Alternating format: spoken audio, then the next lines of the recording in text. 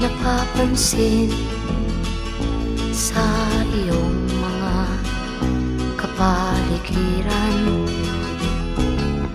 Kay dumi na ng hangin, pati na ang mga ilog natin. Hindi nga masamang pag-unlad at malayo-layo na rin ang ating narating. Ngunit masdan mo ang tubig sa dagat, dati kulay asul, ngayon'y naging itim.